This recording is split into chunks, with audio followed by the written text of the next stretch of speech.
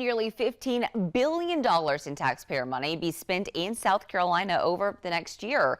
That's the big question. Legislative negotiators have just settled, striking a deal on the next state budget. State House reporter Mary Green breaks down the big ticket expenses and explains why this compromise is so unusual. In previous years, budget negotiations here at the State House were marked by weeks of late nights and discussions that sometimes got contentious before a deal was struck. This year, that process was anything but, taking just 2 relatively quick days that both wrapped up before dinner time for negotiators to reach a deal.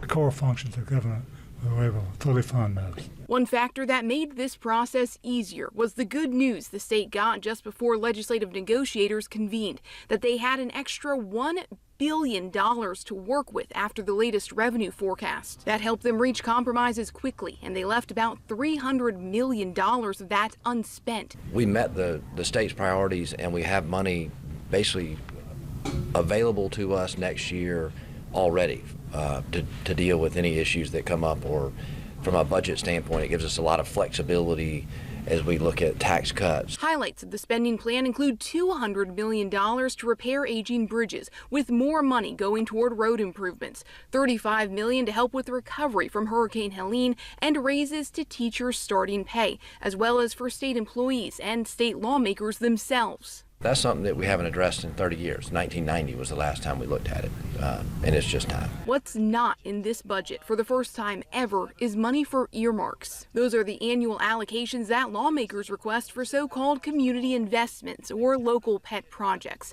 and they usually add up to hundreds of millions of dollars. The chair of the Senate's Budget Writing Committee said this year they could spend money on earmarks or accelerate the state's planned income tax cut, and they opted for the tax cut. But it's something that needed to happen this year. Like I'd said before, it had gotten out of hand. Too many earmarks, too large. And so we had to have a full stop.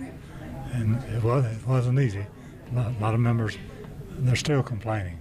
But I think it helped us. This budget will next come before the full General Assembly for its approval on Wednesday, then head to Governor Henry McMaster for his signature and potential vetoes. Reporting from the State House, I'm Mary Green.